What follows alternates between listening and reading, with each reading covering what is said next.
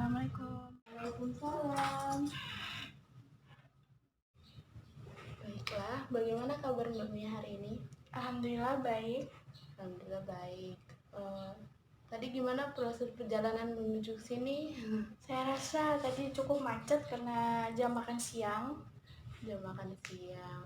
Oh, kebetulan ini sudah siang ya, sudah Iya. pada zuhur. Sudah selesai. Tadi kesini pakai kendaraan sendiri atau pesan ojek online?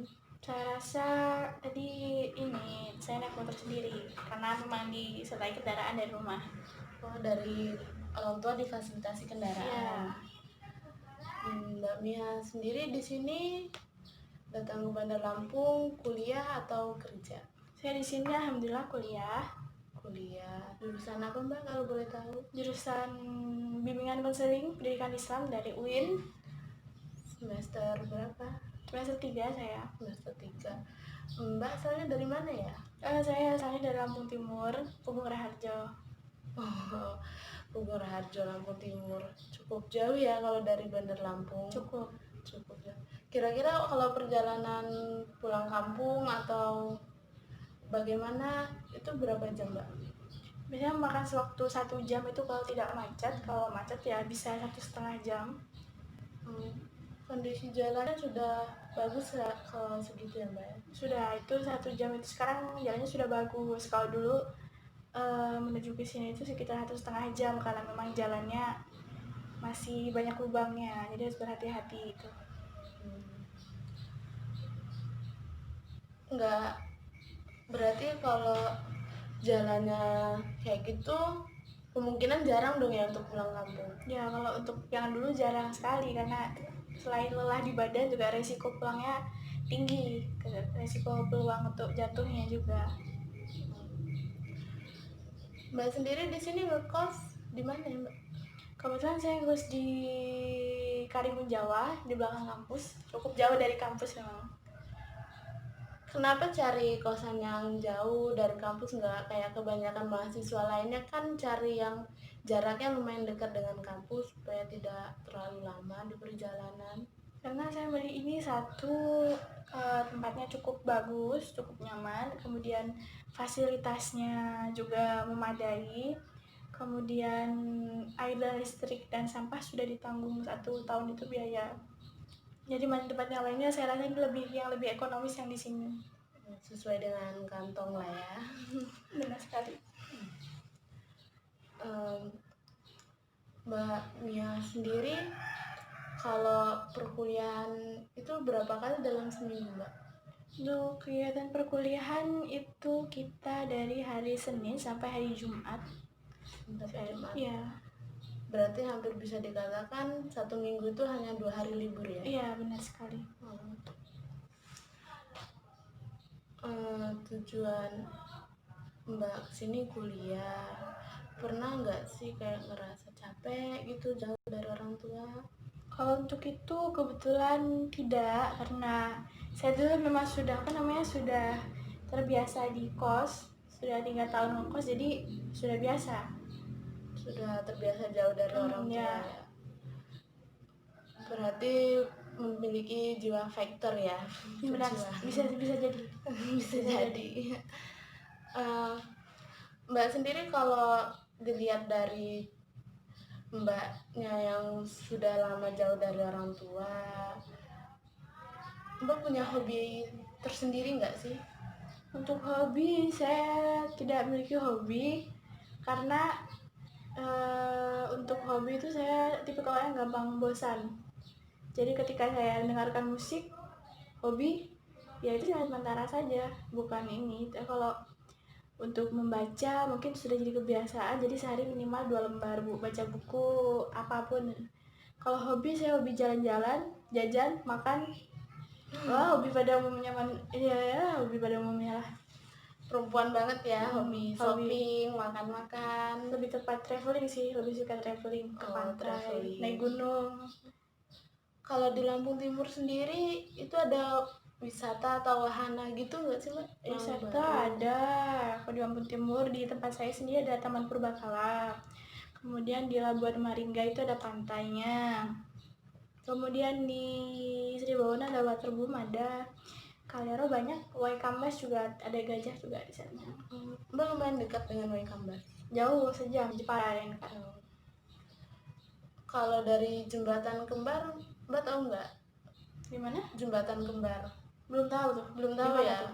Oh, itu masih daerah Lampung Timur juga. Kebetulan Jembatan Kembar itu yang saya tahu itu perbatasan antara Lampung Selatan dengan Lampung Timur. Ya bisa dibilang itu salah satu jalur alternatif kalau mau ke sana sih. Seperti itu. Oh, belum tahu berarti ya. Belum pernah sampai sana mainnya. Belum sampai jauh-jauh. Mbak sendiri di rumah berapa bersaudara, Mbak? Saya udah bersaudara, saya dan adik saya satu perempuan. Kalau boleh tahu profesi orang tua? Kebetulan orang tua ini seorang karyawan pabrik, ibu rumah tangga. Oh, berarti di situ nggak ada kayak pekerjaan mayoritas masyarakatnya petani atau nelayan kayak gitu? Kalau mayoritasnya lebih kepada petani, karena kalau untuk laut kami jauh dari Labuan Maringga jauh. Berarti kalau dibilang di sana harga ikan lumayan menjak mahal ya, Mbak? Tidak juga, saya rasa standar saja, nggak jauh beda sama tempat pelelangan yang di Labuan Maringga. Oh, soalnya saya sendiri kurang tahu makanya nanya. Baiklah, kalau begitu, kalau saya boleh tahu tujuan Mbak datang ke sini untuk apa? Jadi saya dengar dari teman saya bahwa kemarin dia merasakan, saya cerita teman saya bahwa dia memiliki masalah sendi mikantropa. Kemudian teman saya menyarankan untuk saya melaksanakan sesi konseling. Nah, sesi konseling ini saya disarankan untuk menemui Mbak ini itu. Sebelumnya sudah tahu proses konseling itu apa?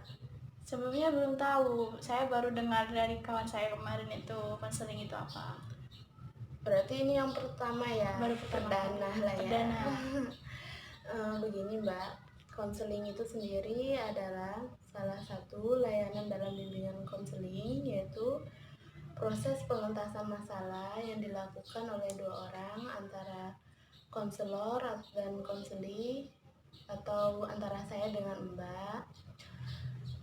Di dalam konseling itu sendiri terdapat beberapa peraturan yang harus kita jalani, kita patuhi supaya proses konseling itu bisa berjalan dengan lancar tanpa adanya halangan atau hambatan yang tidak kita inginkan.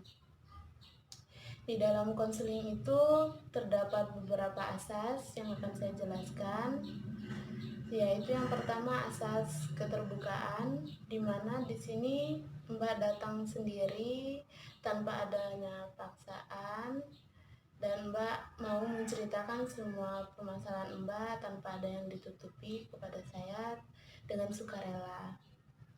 Berikutnya ada asas kerahasiaan, di mana saya menjamin permasalahan atau rahasia yang Mbak ceritakan kepada saya tidak akan terdengar oleh orang lain, yang mana biasanya tembok aja bisa mendengar gitu kan istilahnya. Di sini saya akan menjamin bahwa rahasia Mbak akan saya pegang dengan sendiri yang hanya diketahui oleh saya dan Mbak. Berikutnya ada asas kenormatifan, di mana dalamnya terdapat norma-norma atau aturan saya sebagai seorang konselor dan Mbak sebagai seorang konseli yang harus dijaga dan dipatuhi masing-masing. Sebelum kita memasuki proses konseling terlebih dahulu, saya akan menjelaskan kontrak. Di dalam konseling itu kita mempunyai kontrak Mbak, dimana kita tidak bisa untuk melakukan konseling itu semau kita tanpa adanya kontrak atau peraturan yang sudah terdapat dalam konseling itu sendiri. Tadi Mbak datang ke sini pukul 1 sehabis zuhur ya. Dan kira-kira ini proses konseling akan dilaksanakan kurang lebih 30 menit sampai 1 jam. Berarti kalau dimulai dari jam 1 kemungkinan selesai jam 2 ya Mbak. Dikarenakan kita mempunyai kesibukan masing-masing, Mbak sibuk dengan urusan Mbak sendiri ataupun saya sibuk dengan pekerjaan saya. Baiklah, kalau begitu bisa Mbak ceritakan permasalahan apa yang sedang Mbak alami saat ini? Jadi permasalahan yang sedang saya alami saat ini yaitu saya itu bingung di sini adalah manajemen waktu saya sendiri. Manajemen waktu saya sendiri itu karena di sini saya selain kuliah, saya juga bekerja, Jadi di sini saya itu selain kuliah, saya juga bekerja. Saya di sini bekerja untuk dagang Thai. Nah, di sini tuh kami bentuk sebuah tim. Nah, tim di sini tuh kebetulan ada yang bagian konveksi, ada yang bagian server laptop, kontra servis HP dan segala macamnya, dan bagian kuliner. Kuliner di sini itu Thai. Nah, sebelumnya ketiga-tiganya dipegang oleh satu orang, tapi seiring berjalannya dengan tim, saya diberikan tanggung jawab untuk memegang bagian Thai-nya itu. Nah, saya bingungnya yaitu saya harus menyelesaikan tugas karena ini menuju akhir dan saya takut IPK saya turun, saya mengecewakan orang tua saya.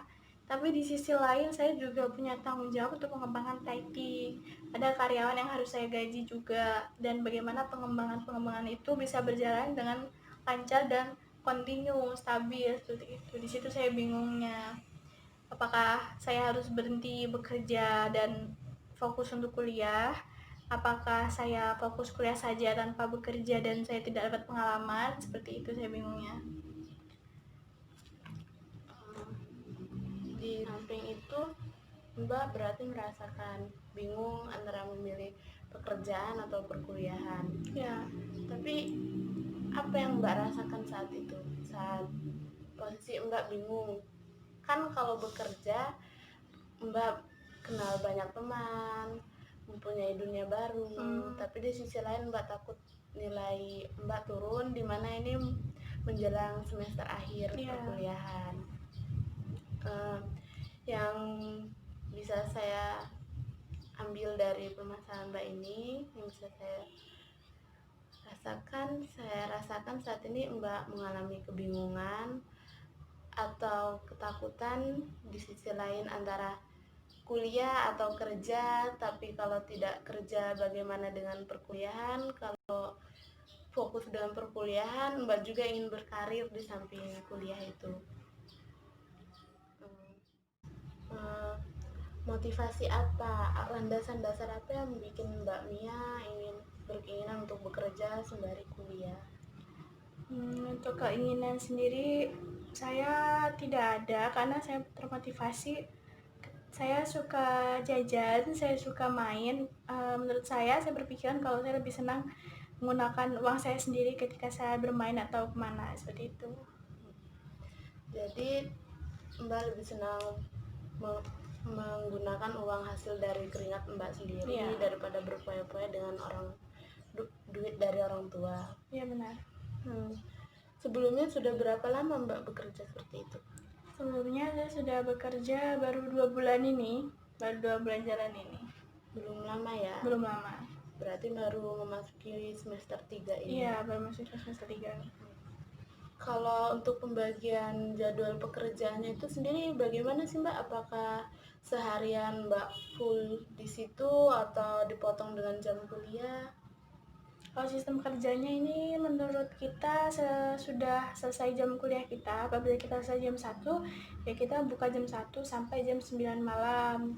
Seperti itu. Tapi kalau kita tidak ada jam, ya kita jaga dari pagi sampai jam 8 malam. Nah, itu dari hari Senin, Selasa, Rabu itu bukan jatah saya. Jatah saya itu hari Kamis, Jumat, Sabtu. Dan Minggu kita lebihkan waktu untuk libur, seperti itu. Biasanya dalam penjualan itu apa saja yang Mbak lakukan selain menunggu orang yang membeli Thai tea atau minuman di situ? Apa yang Mbak lakukan? Biasanya saya hanya membaca buku karena saya ada tugas lain dalam waktu diberikan beberapa waktu untuk menyelesaikan bacaan buku tersebut dan kemudian menyampaikan isi dari buku tersebut kepada yang beri saya tugas, seperti itu.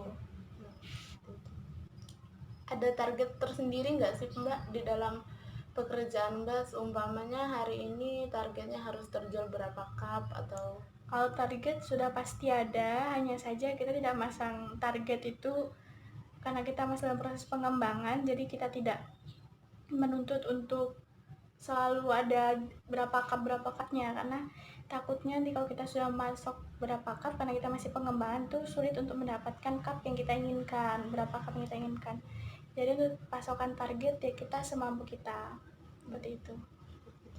Jadi fleksibel aja lah Fleksibel. ya, nggak ada target tersendiri.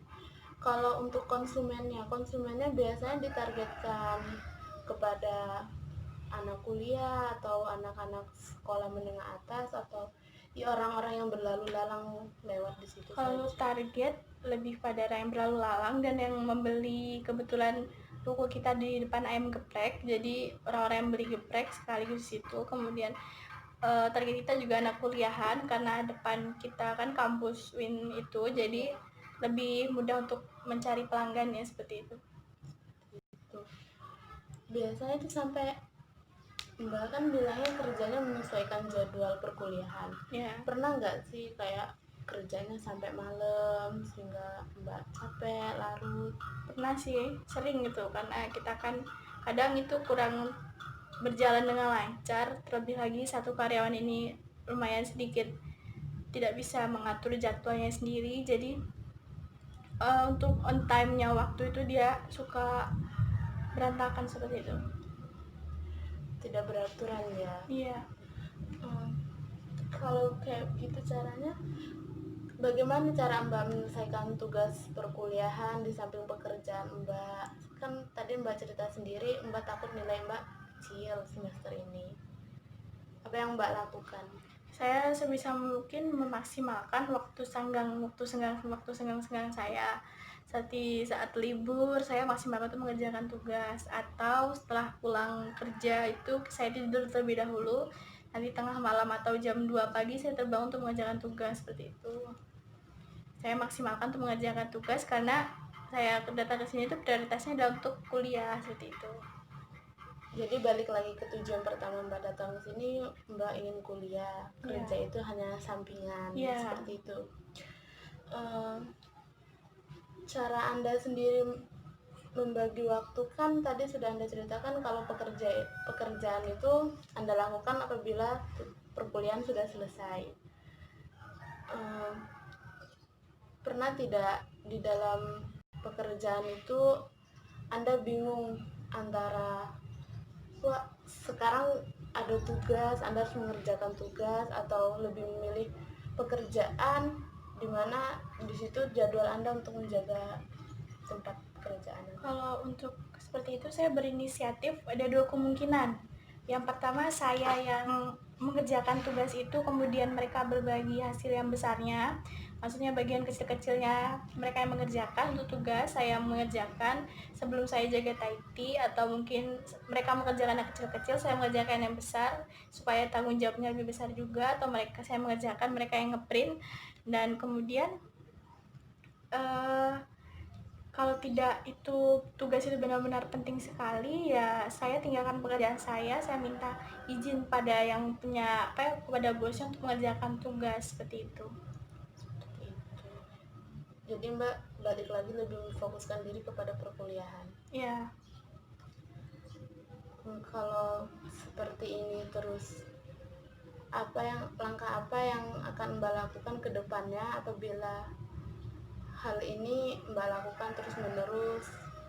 Contohnya seperti nanti kan pasti Mbak akan merasakan suatu kelelahan, benar-benar lelah, letih, di mana proses perkuliahan di kampus sangat panjang, belum mengerjakan tugas-tugas, lain kali belum juga ada pekerjaan yang menunggu. Apa yang akan Mbak lakukan? Saya sebisa mungkin maksimalkan perkuliahan dan mengembalikan mood saya sendiri gitu. Sebenarnya saya lagi kurang bersemangat dalam kuliah, saya kurang bersemangat dalam kerja, karena kelelahan tersebut ya saya harus mencari hiburan seperti main, berkumpul dengan kawan-kawan, semacam itu, bertukar pikiran bagaimana caranya supaya bekerja dan berkuliah ini sejalan dan tidak dan tidak dan tidak terbengkalai, tapi dua-duanya tetap jalan seperti itu. Lebih mencari bagaimana siasat-siasat dari orang-orang terdekat sih. Kalau dari orang-orang terdekat, pernah tidak ada dukungan atau support dari seperti orang tua? Apakah orang tua mengetahui Mbak bekerja seperti ini? Kalau orang tua mengetahui dan beliau tidak mengizinkan, lebih mengizinkan saya itu berkuliah saja, tapi di sisi lain saya yakin bahwa yang saya kerjakan saat ini tuh akan menjumpai titik terang, dan teman saya juga berpikir seperti itu. Untuk selain orang tua, yang lain mendukung, mensupport, karena memang tujuan saya itu saya tidak ingin menyusahkan orang tua, benar-benar disupport ketika saya mengalami kesusahan, berbagi waktu, kelelahan, dan perkiraan masalah wanita yang mengedepankan perasaan. Mereka selalu mensupport dengan hal-hal yang membuat saya bangkit lagi, bahwa kuliah itu penting, bekerja itu sebagai sampingan yang menunjang kuliah saya, dan target-target mereka memberikan saya tantangan, sebuah target-target bagaimana nanti saya wisuda harus bisa membayar wisuda itu sendiri daripada saya harus meminta kepada orang tua seperti itu. Dan mereka itu juga mensupport saya baik dari segi fisik maupun dari batinnya juga disupport sekali, dan saya merasa beruntung memiliki orang-orang seperti itu di sekitar saya seperti itu. Baik, saya merasakan apa yang Mbak rasakan. Mbak mempunyai rasa bangga terhadap diri Mbak, di mana Mbak mempunyai target. Di samping perkuliahan Mbak juga harus bisa bekerja supaya nanti di akhir perkuliahan Mbak bisa membiayai dana wisuda Mbak sendiri tanpa mau. Baiklah Mbak Mia, dapat saya simpulkan dari pertemuan kita kali ini, di mana Mbak sudah menceritakan permasalahan Mbak dari awal hingga saat ini, bahwa Mbak mengalami kesulitan membagi waktu atau self management diri yang kurang baik antara fokus dengan dunia perkuliahan atau dengan dunia pekerjaan, di mana Mbak tidak mau kehilangan kedua-duanya atau mengorbankan salah satunya. Setelah saya lihat permasalahan yang Mbak alami ini, sebenarnya itu bisa Mbak sendiri yang mengatasinya, di mana Mbak harus bisa melatih diri lagi, dan Mbak harus bisa membuat jadwal kegiatan Mbak sehari-hari.